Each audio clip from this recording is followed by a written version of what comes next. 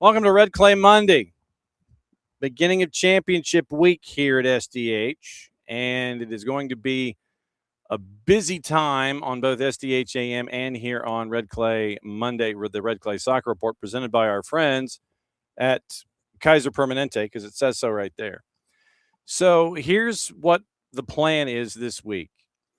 We'll try to grab as many coaches as humanly possible between now and 1 o'clock each day. It's averaging out to like four a day.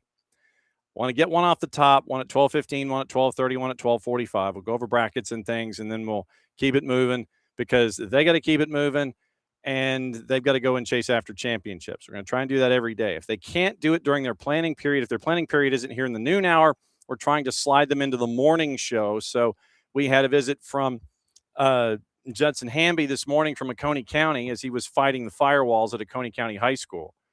And it was an opportunity for us to catch up with him because the first game at Duluth High School is the AAA Girls Championship involving Oconee County and Jefferson. They played earlier this year. Oconee County won it 2-1. Got his early thoughts on it. We're tracking down folks, and we're trying to grab as many coaches as we can here as we get prepped for everything this week. So along those lines, the 5A championship game, since we are officially in a no dilly, no dally zone, will be in Duluth. It'll be on Wednesday, 5 o'clock and 7:30, which means one thing, that we get to catch up with one of the coaches that is attached to that 5 o'clock game, Rob Husted, in his noontime slot. He's got his noontime slot. He's got it all locked down, ready to go, and he is gassed up and ready to go. So are you gassed up and ready to go, sir? We are ready. We're really jazzed and excited to be here. Obviously, these aren't going to take as long as the others because of everything that we've already talked about. I want to go ahead and just catch up with you from the Pope matchup. What sticks in your mind from a couple of days, and now that you've had some time to think about it?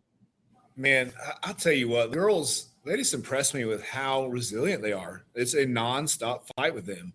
The Pope game was a slugging, kind of a fist fight kind of a game. And it was credit to them. They're a great squad. But seriously, credit to the girls. Like every time Pope scored, we answered within a couple minutes. It was immediate, answer. And, you can't ask for much more than that. When you've got a team like that, and we've talked about before, where they come from other sports and they know what it means to fight back in these situations and to have that apply once again for you as you're chasing after a championship. It seems like the lights of a state semifinal didn't get to them, and they just kind of were, it's like, all right, we're in another game. Let's fight back in this one. And then it just so happens at the end of this one, if you win, you're playing for a state championship. It really was. The first half was arguably one of the worst halves that we'd ever played this year, honestly. And talking to a couple of girls at halftime, it was one of the girls said, I've never been so nervous in my life. And it was like, but she's not one of those flag girls. And then you talk to the flag girls and they're cool, they're composed, they're been there, done that, just another day in the office kind of thing. And having that mentality, that ability to just calm each other down, settle the ball, settle their nerves. You can't teach it, you can't coach it. When you're center back, for example, maybe Kate Pangle, she is one of the tentpole members of that flag team for the last couple of years, and she's literally the center of the defense. It's having that experience. I can't buy it. What are those conversations like with those athletes with other sports and those that don't play other sports? I mean, it's obviously it's peer discussion, but I mean, it doesn't seem like you've got to calm down everything. It's like, it doesn't seem like that. It's not, you're not talking down to one another. It's more introducing. It's like, okay, here's what I see. Here's what I've been through. It's okay. Everything's going to be fine. It's like just kind of calming folks down. There's no talking at someone or talking down to someone, and you're talking at someone in those situations. Right. Yeah. And it's exactly that. And the girls have such a tight, close relationship. It's funny. You can see them on the field and when one of the girls, she'll make a mistake, and then you'll have one of the seniors or the captains or the veterans come by and, they'll kind of grab her head and kind of pull her close and be like, you can't really hear what they're saying, but you see them laughing and giggling, and then all of a sudden we're back and ready to go. And that ability to just laugh and be a moment that it's such a big thing for them. How much time did you give yourself to enjoy winning a state semifinal and then start to get this one? By the time I got home from the field, I was already trying to locate film, trying to get scouting reports, and as much as I could. It was 20, 30 minutes of on the field time, and then immediately into the next. It was, that's my job. Let the girls enjoy it. My job is to get them ready and prepared as much as I can. So I'll enjoy it Wednesday night, and when it's all said and done, we're holding the trophy. Okay, so how much tape did you find, and how far back did you go? I managed to get a couple games. I don't want to reveal too much in the sources or whatnot. Oh, come on. I got to build relationships and keep relationships, But no, I mean, Chambly's are really they're a quality squad. They're in the finals for a reason. It's the games at this point is less about how much can you exploit of another team, and it's more about, all right, how can we prepare for the things we know they're going to do well, and how do we weather that storm? And that's really what it is now. You look at their numbers, and they've only given up 16 goals in 22 matches this year, and it seems to be very, very clinical offensively and very, very stifling defensively. They don't want to give you room to breathe at all when it comes to any kind of opportunities, possession, all of those kinds of things. Are my notes anywhere close, sir, to what you have? They're very spot on. Their back line is really stout, very disciplined. They don't give up a lot. The keeper, from what we can see, is pretty good. She's doesn't give up silly mistakes. Like someone at this level, you're going to have one weak point at some point on the team. And from what we can see, there's not a lot of weakness. I mean, if you want to call it a weak point, it's, compared to some of the other ones we've seen, it's not much to go on. So it's really trying to game plan for that is difficult, but our plan has been stay with what we do, stay with what we know, control the things we can control, and then let our skill and let our discipline show out. So then I imagine that you're not going to deviate from any kind of a practice schedule routine unless with a game at 5:00, that means you might slide things an hour or two one way or the other. How close are you going to just stick to what you've been doing when it comes to preparation in a timetable sense? So I actually just wrote out my itinerary for the next couple of days. We've had the girls in for normal practice schedule last week. We'll have normal practice today. We did bring them in on Saturday for an afternoon, just to get an extra day in there. And then actually Tuesday, we're going to take them out of school early. We're going to go have a kind of an hour-long practice on the field. Then we're going to get out, do the farewell from the school and everything, drive over. And then actually Buford is letting us do a walkthrough Wednesday morning at their facilities, which is so thankful for them for that, for allowing us to do that. Just kind of a last-minute walkthrough. Let's talk through a couple things, set pieces, that kind of thing, and then it's game time. You nervous? I mean, yes and no. I mean, I told the girls, like, in no point in my playing or until this point coaching career have I ever been part of a state championship team. So this is a new experience for me, but I also, I've been through high pressure situations. It's no different from, a lot of different things I've done through my life. And I'm not nervous in the sense of, am I nervous for the game? I'm nervous as in, have I done everything that I can to help the girls put their best foot forward? And it's, as a coach, that's all you want to do. Is make sure you do everything you possibly can so your players are put in the best position possible. And if anything keeps me up at night, it's that. It's, did I do everything that I could? Did I see everything I could? Did I spend enough time in film? Did I spend enough time on the field? All these different things. And that's where I get, I don't want to say nervous, but I spend most of my anxiety points, let's call it, is dealing with all that. No, I mean, yeah, we all have our anxiety closets. I know about those kinds of things. So then let me ask you this. Outside of getting ready for this and opening the anxiety closet in preparation for a state final, when was the last time the anxiety closet was this wide open in something not having to do with sports or coaching? Ooh, that's a good question.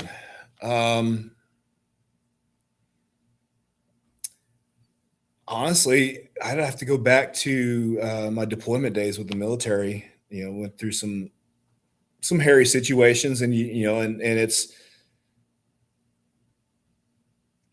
it's hard to describe a feeling of going into a situation where lives are at stake, and you have that same "Did I do enough to prepare?"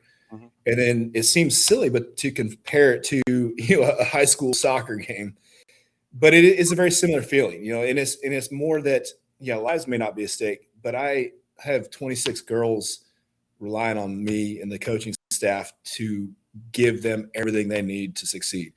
And my only fear of this is letting those girls down. For those that don't know your background in the military, what is it and where did you spend your time? So I was a senior in high school in 2001 when September 11th happened, and it kind of changed the trajectory of my life. So I entered the military. I went to a year of college and then entered the military shortly after that. Got to Georgia in 2004, and basically immediately started deploying. And I deployed for like the next 6 years, almost nonstop, until I finally took a training position, and then transferred out of the military into essentially training as a civilian. Before I just got tired of that whole life in general and came over to be a teacher. What branch of the service? I was Navy. Okay. So, where'd you spend your time? All in the Middle East. I was a linguist, and I was in some interesting situations with that. And it's one of those jobs I can't say a whole lot about, but at the height of Iraq and Afghanistan, I was deployed over there all the time. So, how do you think your time as a linguist in the military helps you as a coach? Honestly, it kind of goes back to that control what you can control, and preparing for jobs like that really taught me how, one, to compartmentalize and organize things. And I don't want to say it's like a superhuman power, but it taught me how to look at the whole picture and not get overwhelmed with everything that happens at once. I can compartmentalize, focus on one task, and then go to the next, and then go to the next. And as long as I'm doing that, I feel good. It's when I look at too much at once and it starts, things start jumbling together, and that's when I get overwhelmed and the anxiety kind of sets in a little bit. Like I say, when lives depend on you, you have to. There's no if, ands, or buts. If I do my job wrong, somebody's paying for it with blood, and that is a very sobering experience. It's a very hard teacher, and a lot of people talk about how calm I stay in pressure situations, and I owe it all to that. I owe it all to Jesus as somebody who's given me the strength to persevere through tough situations, and give me a focal point when I run into things that I can't control. It's like I just turn to him, let him handle it, and do the best I can. Very, very cool. Thank you first off for serving our country as you do and as you Thank you. have. Just man, it's always great to catch up with you. And I Yes, know sir. that we like to do the ritual. I'm not going to say superstition, the ritual of noons. And so Ritual. Yeah. it is a ritual. I'm very ritualistic. I'm not even a little stitious. Well, actually, I'm very stitious. But I anyway, won't let my players change anything about their pregame for that same reason. well, good luck. Be safe on the roads. I know that you're going to be hopping up to Buford and spending the night and getting ready for Duluth as you get ready for the action with Chambly in the Quad A Wednesday at 5. It's great to catch up with you, my friend. Thanks for dropping by, and we'll be keeping an eye on you, okay? Thank you, John. Thank you so much for everything. I appreciate you. There we go, Rob Husted, the head coach at Greenbrier. And Maddie and Jason will have that call on Wednesday at 5. Next coach in the queue, Clayton Schmitt. And so let's see if are you properly hydrated, sir? Are you ready to go? We believe in safe hydration during these interview segments. Do you get your drink with you, Clayton? Oh wait, I can't hear you. Oh, I can't hear you. Let's see if we can get the audio adjusted here to where I can hear you. It's like I can see you. You look great. You're from the Emory University email. Oh, I thought I heard something. Oh, I didn't hear anything. I thought I heard something trigger. All right. So if you've got to detach from the earbuds and just go with that sound, that's perfectly fine there in the room. Like I said, I'm just you're asking a guy who doesn't know a whole lot about technological equipment to try and talk to you through technological equipment. If you just look, all you got to do is talk to Jason and Maddie, and they'll tell you how much I know about technology. So I thought I heard something click. All right, let me talk to me. Nope. Okay, still not there because I'm hearing you switch. I'm hearing a switch go, and I thought that might be a way to key, but I still don't have any audio from you. And okay. All right, tell you what. Let me put you back in. So tell you what, I'm gonna put you back in the green room. Go ahead and I'll log you out, then you can log back in. We'll try it that way and see if it resets. Okay, so let me do this. And you looked great, by the way. So that's half the battle. All right, so there goes Clayton. Let me bring Clayton back in. Chad Griffin set to join us at the bottom of the hour, and Justin Brantley from Island set to join us at 12:45 as we talk through everything. It's great to see Clayton from our time that we spend with Emory.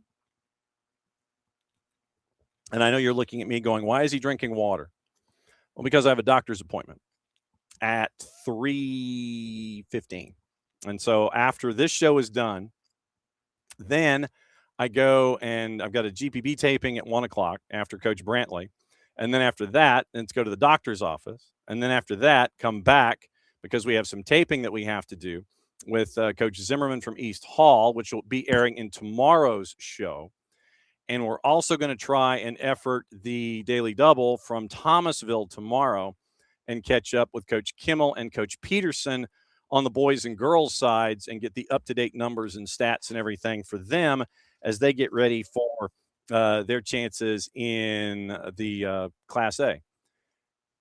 Hit me, Clayton. Hey, how are you? There it is. All right. Fantastic. It's great to see you. And first chance that we get to catch up this year.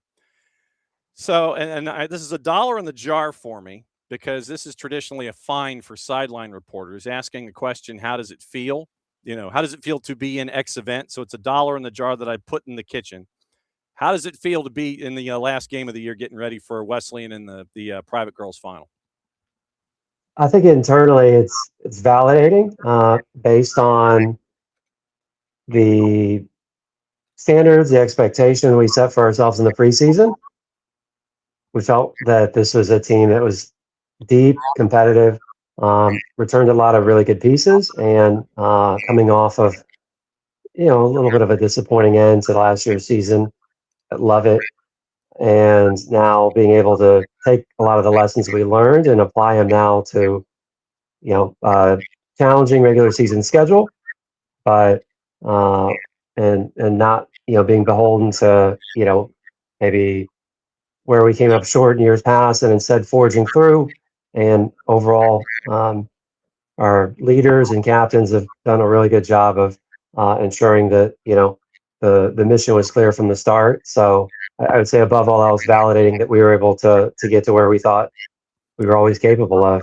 I do want to get into the roster a little bit for those who haven't had the chance to see you as you get ready for Wesleyan. But let me ask you this. Coming in with a record of 16-4, and I do want to talk about your defense too and your prolific offense, which just put up some crazy numbers this season. When you win, obviously, and I know as a coach, not everything grades out as an A+.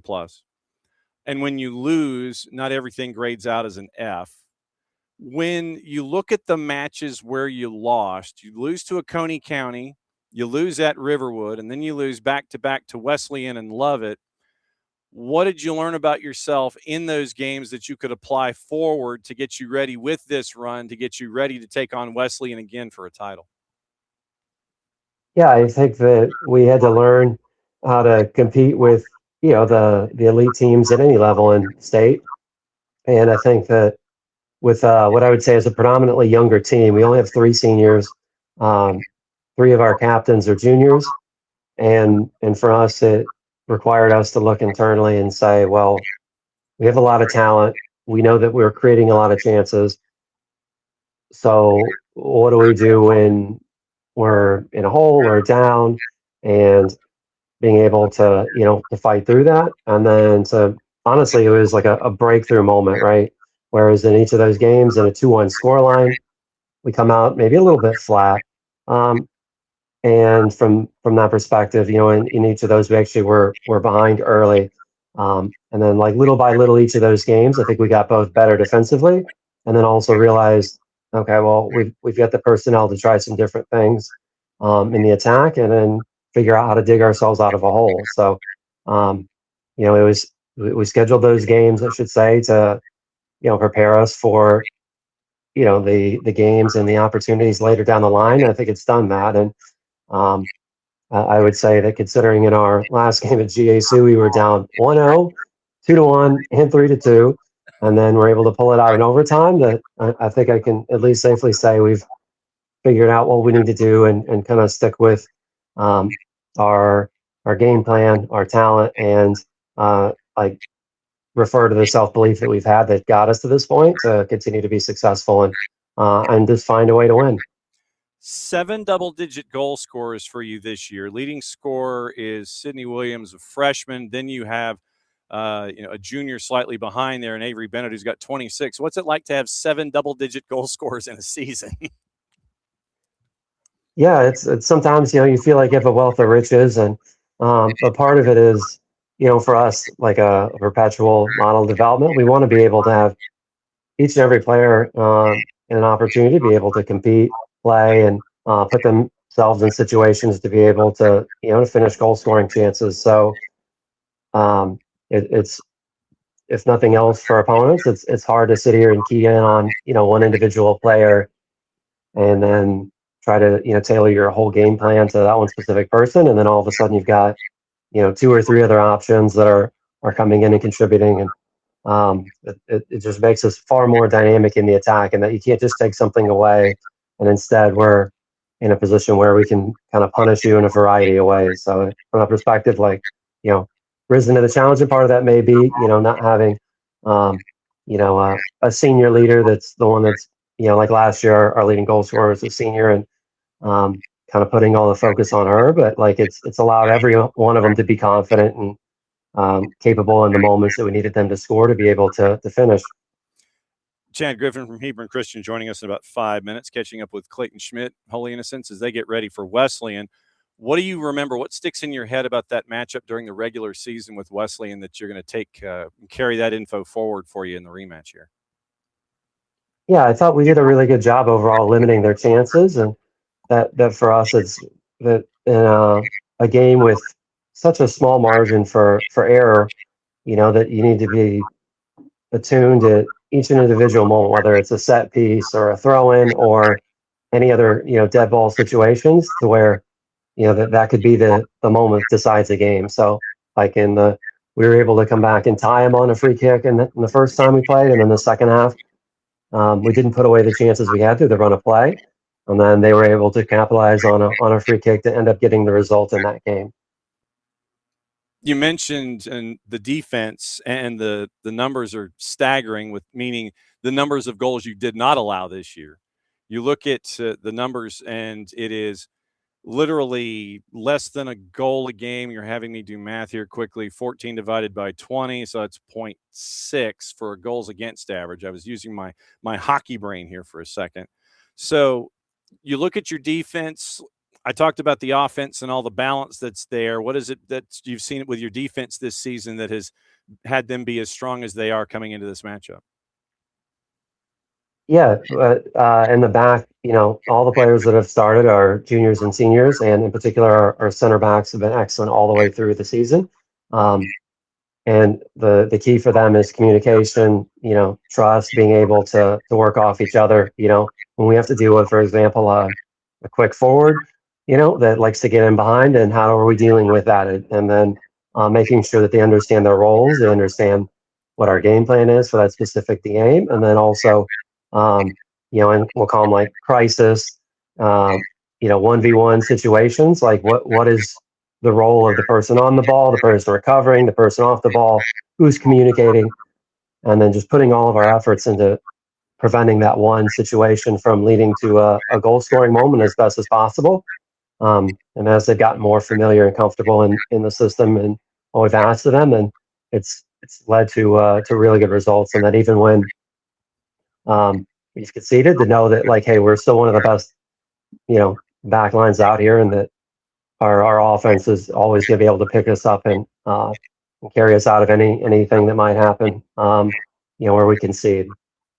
What are you the most confident about heading into this rematch, and what are you the most concerned about in this rematch coming up? Yeah, I think where we're supremely confident is our ability to create chances, both wide and centrally, in terms of the dynamic players that we have that can go forward from really any position, and that in all three layers of our attack, from defenders, midfielders, and forwards, we've got players that are capable in each line of creating chances for us, and through a variety of ways, so that even if you, like I mentioned, try to take something away, that there's someone else or something else that we can throw at you that'll give us, opportunity to be able to create goals, even if it's not through, what we consider our first option. But I would say we're incredibly confident in that, and that, we've had some overall good luck in terms of finishing chances on set pieces as well.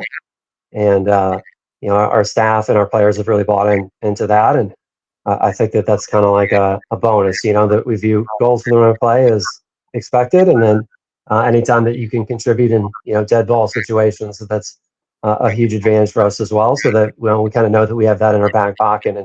It's not a sigh of relief, but it's a moment that, like, okay, that we should get something out of this situation if we execute properly. Holy Innocents coming out of the left-hand side of your brackets as you filled them out in Penn, taking on Wesleyan Tuesday, 5 o'clock at St. Pius. Clayton, as always, it's great to see you, my friend. And just safe travels and safe prep, and we can't wait for this matchup, last game of the year. Thanks for dropping by the noon show. I really appreciate it. No, thanks, John, and thanks for covering us as always. Appreciate it. You got it. And there goes Clayton Schmitt. He's going to go get lunch, which now means hot tag. Here we go. It's the Ricky Morton hot tag. Ricky Morton face and peril hot tag. And we're going exactly. So Chad Griffin comes in from Hebron Christian. I'm diving at you, baby. Here comes it's Robert. It's Robert and Ricky going at it again. Oh man. Oh, I can't hear you. There we go. There we go. Yeah, we're good now. Yep. It's always fun to share. It is the Rock and Roll Express SDH style with you and me. Love it, man. Love it. With everything going on at Hebron. All right. So walk me through the semifinal, what stuck in your head. I know it was tight, and you're rubbing the hair, and you I have none. It's like it's receding, like Napoleon in Russia. Like right here, babe. That right there with you. I know exactly. Walk through it for me. Well, one, I give Coach Lamar Howard at Mount Vernon just does a tremendous job, and the way their midfield was playing, we were a bit out of sorts in the first half. They play like a little diamond in the middle, so we were kind of outnumbered. Couldn't, how soccer is, man. Like it'd be a great time if I could call timeout and fix it, but you can't. And trying to get two freshmen in the midfield, understand what I'm trying to get them to do. In between possessions and stuff just wasn't working. And so if we could survive till halftime, I felt like, hey, we could make some adjustments. But we made one very poor decision at the end of half. So 30 seconds to go in half, we have a goal kick. Not sure what we were thinking, and that's what you have at times when you have 15, 8-year-old boys that you coach. Didn't really need to try to play with any kind of pace or trying to score the last 30 seconds. We just wanted to like get into halftime and make adjustments. We played a short goal kick to one of my center backs who he kicks for our football team. So he's got a cannon of a leg. But he just launched it right off the back of the Mount Vernon player into the goal with about 20 seconds left. So now, like, we're down 1-0 at half. We've kind of found the enemy, and it is I. And so we go into the locker room and just kind of talk through some things in a very intense way. After the first 5 minutes, I'm like, all right, like that part's over with. Let's fix this. And we just kind of started going point by point what I felt like we need to do to get back in the game and give us some chances. Really proud of our guys, how we responded. We got a goal probably 20 minutes into the half, tied it at 1. And then both of us kind of back and forth, each overtime and the remainder of the game I think we each had 1 or 2 chances. Goalkeepers came up really, really strong for both of us on some plays, and then it wound down and went to PKs, and when it goes to PKs, man, it's kind of a roll of the dice. Can you make the right read as a goalkeeper? Can you be confident as the field player to step up and really in that type of environment, knowing you're going to a state championship, can you step up and take a deep breath and do what we've been doing, every time. And, Chase Gray, our goalkeeper, he felt a little bit of redemption after what happened in the first half. He had 2 big saves on kick number 2 and 4, or 2 and 5 for us. Then our first 4 guys stepped up and really, really buried it. And so, like I said, proud of the guys, proud of how they responded. Like I said, I have tremendous respect for Coach Howard and Mount Vernon. They played a heck of a game and really had us on our heels in the first half till we could make some adjustments. Okay. I want to walk through it with you here. Justin Brantley from Island's coming up in about 10 minutes.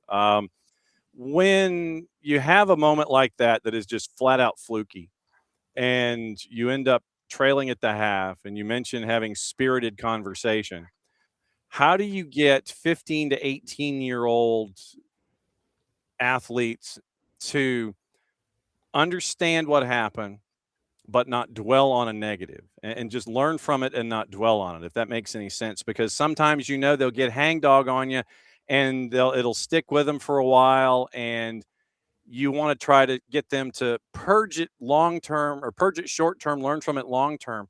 How are those conversations like when you're talking to 15 to 18-year-olds about this? You just start talking about the sense of urgency, right? Hey, for you guys, your seniors and everybody else, like you have 40 minutes to fix this, right?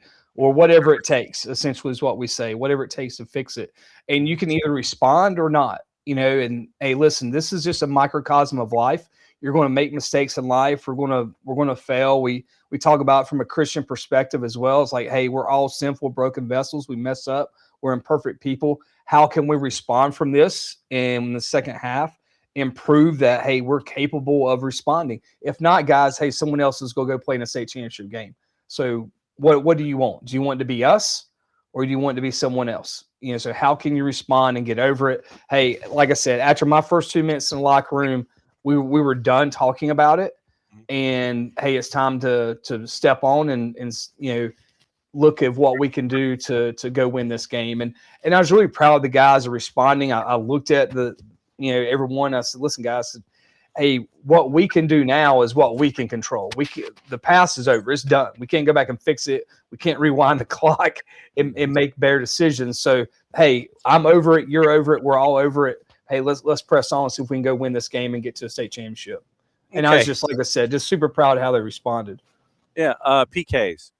It is one of the times that is very, very special about the sport. And when you have everyone around you as you're leading into PKs, do you have, I guess, how far back did you sit there in this season and sit there and go, okay, this is my order? Or does your order change by game and by feel? Are you looking in the eyes of 15 to 18-year-olds to see who's confident when it comes to you setting up your list? How do you break that down? We don't really work on PKs a ton until we get to region, because that's when it can start impacting you. So we'll start, but besides that, during the year, I know the two guys that are going to walk up and take it if it's a regular PK during the game. Those two guys, they know who they are. One of them is a freshman, and he just wants the ball. The funniest thing is he went and took it out of first PK we had of the year.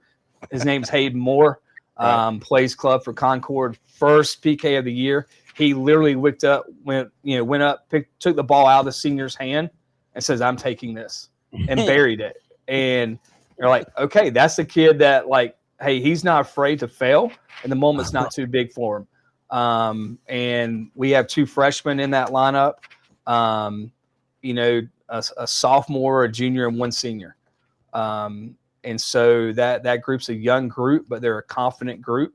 And I haven't messed with the order too much, because it's kind of like, hey, where they're comfortable at. And you kind of know, hey, you want obviously your leadoff guy. If the second or third guy misses, hey, you still got time to recoup. And if your keeper can make a save. So, the middle guys I'm not too worried about them. If you get them, that's great. And then, you want your back end guys to be able to carry you through. And then you got to prepare that 6, 7, 8 guy as well, in case it goes that far. I was going to ask, because some coaches want their heavyweights at 1 and 2. Sometimes they want them at 2 and 3. Sometimes they want them at 4 and 5. And I didn't know how wired you were in that. Yeah, I'm a 1, 4, 5 guy. Because I think the middle is when it always gets a little crazy, right? I want my one guy to be able to. That's the guy I can walk up and bury it. And then my 2, 3, hey, these guys, they can get it. That's great. Then I want our 4 or 5 guys on the back end to be able to finish it. Okay. You've played before the opponent. Like 5 times in the last 3 years. Yeah. Because Hillier and I don't got to know each other really, really well in these situations. Yep. And he is going to be with us tomorrow morning at 10:30. Awesome guy, man. Awesome guy. And I wanted to ask what you remember, not necessarily, you can take the 5 if you want, but I wanted to specifically ask about March the 10th, where it was 1-1, and then it goes a little further than that after 80 minutes. What did you learn about yourself in that matchup, and what are you carrying with you into this one? Well, we knew they were extremely talented team. Goalkeeper's tremendous. Ruben, he's been tremendous. That's why he's played for, I think, Atlanta United's 2s. He's phenomenal. They keep you on your heels because he can hit the ball 85 yards every time. So you're just constantly on your heels defending. You got to win that first ball, and you better win that second ball, or it's coming right back at you. And so they're super talented. They got 12 seniors. But that game, we were missing 4 starters that game. Couple of flu, one with, a card. And then, Benji Gunji, our Super 6, with an ankle injury. And, we went up 1-0 in the first 5. Charlie Gray, who's a freshman attacker for us, he got a goal in the first 5. Really slick kid. Going to be super talented. And then I think they were kind of like, oh, gosh, now we got to play, because we graduated 8 seniors. So we were in the same spot they were the year before. So I kind of knew how they probably felt once we scored. And then, the pressure was there. And they got a goal with 3 minutes. We gave them a PK with 3 minutes to go in the game. And then, went right to PKs, and we lost, I think 4-3 in PKs. And so, it's just one of those games where with them what you're going to get. They can possess if they want to possess, but man, they just love keeping you rocking on your heels. And I don't blame them. If I had a situation like that where I can hit at 85 yards and really keep pressure on that defense and give them the crack, and that's just how they do it. They just wear you down defensively, and I don't blame them. And the good thing is with them, like, hey, they can possess too. They love to get their outside mids forward into the attack. And so you really have to work on rotating your backs to where you're always covering that backside, because you're one of your backs are going to have to step in pressure in mid at some point. And so we kind of just rotate everybody through. That outside mid on the backside becomes the outside back. Everybody slides and steps. And so, we kind of just know each other from that perspective. But, man, they're super talented, well coached, 12 seniors. So it was fun. But I never forget, we sat there after the game. I was so proud of just our grit and our toughness that night. I said, listen, they don't want to see us in May. They don't want to see us in May. If we can get healthy and get back, well, we're kind of healthy. We're healthy. We're healthy-ish. Benji's still, our Super 6 kid is still out. But at the end of the day, in this type of game, you just got to be prepared mentally for what you're going, just the barrage that you get from them. But it's fun. Kids are excited. They're ready to go. I mean, you get 2 days of prep, really. We came in a little bit yesterday. And then you're just trying to keep them mentally and physically fresh for tomorrow night. But like I said, he's got a talented group. They've been #1 team in the state all year, well deserved. They played everybody in different classes. I think their only loss is to Walton. So listen, man, they're a talented group. I felt like all year we've been playing with house money, and so we're just going to let it roll tomorrow night and see what we can do. See if you can come up with 7s and 11s over at Pius, 7:30 right. on Tuesday night. Nick Leafy, Justin Hanover on the call on the NFHS Network. As always, my friend, it's great to see you, and can't wait to see what's going to happen on Tuesday night. Be safe, my friend. Have great preps, and we'll catch up with you soon. Thanks, man. Appreciate you. Tag in, tag out. There we go. There goes Chad Griffin. So now we go hot tag, and we go down to the coast and catch up with Justin Brantley at Islands and find out what the latest is there with him. What up? John, how are you doing today, man? You're the one chasing after a title. I get to ask you that question. Yeah, man, I am fantastic. It was good to see Chad on here. He was a former athletic director at Calvary for a while. So yes, he was. Really, really great guy. Love to see that he is doing well and that Hebron's doing well as well. Man, I am still on cloud 9 right now. Our school is buzzing. It is a great place to be right now at Islands. The community, the entire school has really rallied around this team, and it's been a fantastic day today. Trying to get things situated. I know a lot of schools probably are very familiar with this goes in this process, but just being able to soak that in for the first time is really enjoyable and fun for us. So, Maddie Cruz, Jason Longshore on the call, and that is 7:30, the nightcap in AAA. So walk me through the game with Jefferson. I don't know how many folks anticipated 4-3 being a final score, but walk me through what happened in the semi. So it was really it was a 0-0 game that went to pins, and the 4-3 was the penalty kicks. It was just a back and forth. I felt like we were able to control the emotions. That was kind of the message this week or last week before both of those games. It was really making sure that the first 10 or 15 that we did everything that we could, really not to concede, to make sure that we were defensively sound, and to then play the game out, right? A lot of kids that have never been in situations like that before, whether it be a Final Four or a chance to go to a state title, just really enforcing, hey, we've got to make sure that we are even keel. We get to feel the game out, put the ball in their half, make them make the first mistake, and then just play soccer, right? Once you've got the emotions under you and felt the game out, let's see if we can go get a result. So, yeah, I felt that was a great thing that our boys were able to do, is just, see the game out. We had so many chances in that first half against Jefferson that I thought that, that those were going to come back and haunt us. But fortunately enough, it didn't. And we were we found a way to win. So when you're in that environment, in a home environment, obviously, if you're away from home, you can kind of navigate it differently than you would at home. How long did it take the guys to get into full song about it being a semifinal at home and navigating the emotions and the adrenaline and everything that's attached to something like this? Yeah, you really, after the so we try to, every single game I do the exact same thing, and it's not really superstitious. It's just kind of, that's how I've operated for all season.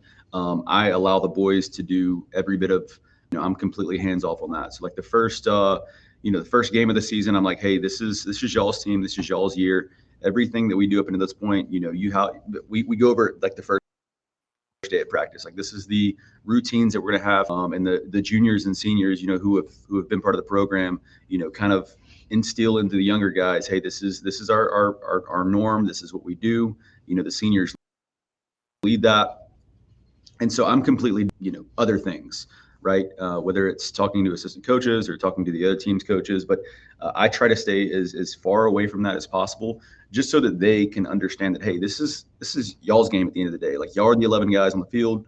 I'm here for support, but at the end of the day, if we want to win a state title or make a big playoff push, like, it ultimately has to come from y'all.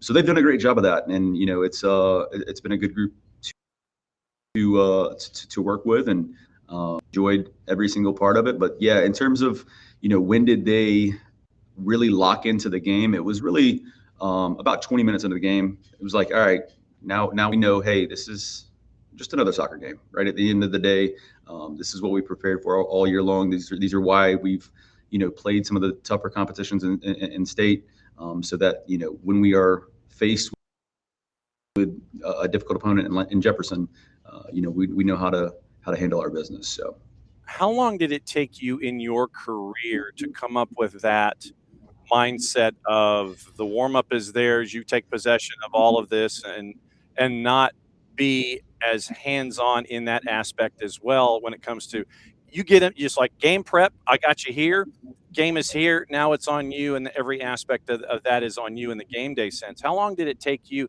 as a coach to go to that, or have you always been wired that way as a coach, and this is just this particular version of it? Yeah. So my first year of coaching, I was actually, I went to Eagles Landing High School in Jason McDonough. lets me know about that all the time. Yeah, man. And so, we had a great team while I was there. I had a great high school coach as well. But I graduated in 2009 from Eagles Landing. And then, when I graduated college in 2013, I was looking for a job. And fortunately for me, there was an opening at Eagles Landing, and they didn't have a coach at the time. And so I literally just, 22-year-old me filled in as a head coach that first year. And the first 2 years that I was there, I was really so hands-on. Every loss I would feel as if I was a player, and every win I would like triumph as if like it was me playing. But I would say, after year 7 or 8, so leaving Eagles Landing, coming down here to Windsor Forest, stop in Savannah, had a great mentor there. Again, like I said, I was a head coach for 2 years, but I really wasn't, familiar with what it took to be a head coach.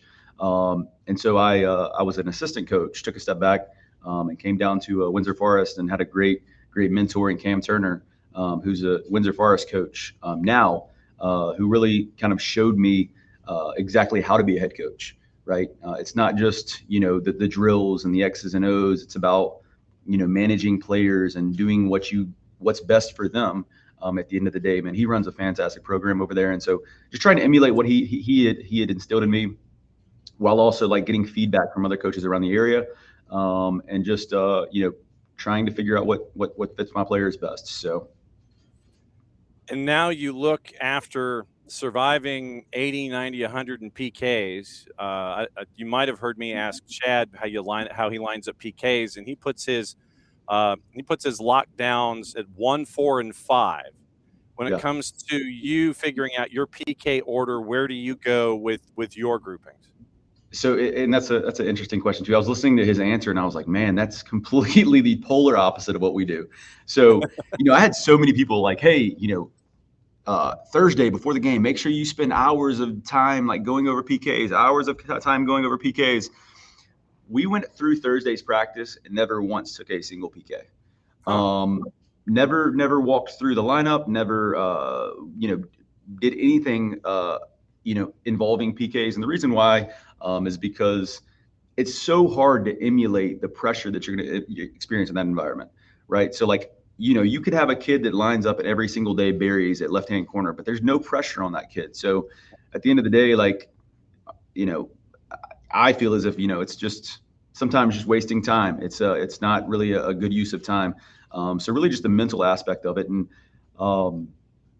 man, that PK experience the other night was wild. So So we have a starter. His name's Isaac Schultz. He's our starting keeper. Played the full 100 minutes. Did not allow a goal all season. Okay. We also have a backup keeper in Larkham Riedlinger, who had not touched the field all game long. And I went up to Isaac, who is our starting keeper, and had said, "Hey, Isaac, like this is your game. Like I know Lark's typically our PK stopper in practice. Like he does a fantastic job. I was like, it's in your hands. Like, what do you want to do? Do you want to take him, or do you want Larkham to take him?" And he was like, "Larkham's got it, coach." So our backup keeper, senior, stepped up, had played a single minute all game long, stepped up and took the PKs, and also had two guys who come off the bench who again, same thing. They wanted to take PKs, and so I was like, "Hey, it's all y'all." Again, this is the whole. We've had so many different lineups throughout the season, but yeah, last night was a new starting five taking the kicks, and they just kind of set the lineup for themselves. I was like, "Hey, who wants to take it?" 5 guys stepped up, they set the order, and they came through. So that to have that kind of confidence, B, maturity. Now, were they all were the 5 that stepped up? Were they all upperclassmen, or was it the variety? Who stepped up? So our first guy who took it was JJ Stein, who was really our captain and our leader this year. He always takes all of our PKs, but he's usually the guy who takes it first. Following him was our center back Alex Roma, the one who won the MVP for the Creek Cup. And then our third kicker was Colt Longhorn, and he actually got his shot saved. And so, he was all upset, and, that's the emotions going through it. But, you could see Larkham say, "Hey, I got you." And the next shot, he saved it. And so the 2 that followed that were, Isaac Castillo. And then our last kicker was a sophomore, Andrew McLaughlin. So nothing wrong with those guys setting up that order. What's it like? You see, now I was going to go into the Wayback Machine and say, what's it like having Tim Krul as your designated, keeper for PKs and stuff like that? Because there are teams that will sit there, hey, no, here's your designated PK guy, and you make that late sub, like 2 minutes to go, and knowing it's going to PKs, and that's your guy. To have that kind of confidence and B, depth, that's got to be great stuff to have. The starting keepers, they go, "Nah, it's his." I mean, that's great to have that kind of character with a roster like this. Yeah, and it's interesting too. Like I was talking to my assistant coach, and I was like, "Hey, let's go ahead and get Larkham warmed up." And Larkham's just sitting on the bench, and I'm like, "Hey, Larkham, you ready?" And he was like, "Yep, I'm good to go." Like, you don't need any warm ups, nothing, stretching. No, he's like, "Nope, I'm good. I'm good." All right. Wow. So he just literally just stepped off the bench and took a few warm up steps and was ready to go. So, yeah. Larkham did it cold turkey, huh? Okay. Cold turkey. Yeah, cold turkey. All the confidence in the world. You take it, man. Look, our East Hall is on the board, and like I said, Maddie and Jason will have this call Tuesday night at 7:30. Mm-hmm. East Hall has been scoring with great regularity, and they have put a lot of goals in the back of the net. What's Study Hall been like getting ready for this one? Man, it's interesting. You look at the playoff breakdown, right? And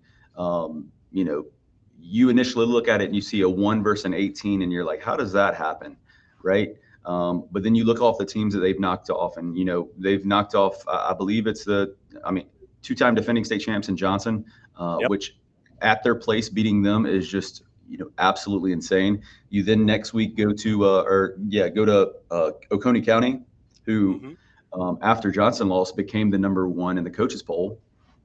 So in back-to-back games you knock off 2 number 1 teams, and then the next week you go to West Lawrence, which is a very, very difficult place to play. I know we've played there once in my career, and just a very, very raucous environment, great crowd, and you're able to put 6 in the back of the net there. Like they're flying high right now. It's a great group to watch, and I'm really excited about the challenge. Yeah, for sure. So, what are you the most confident about going in, and what still concerns you?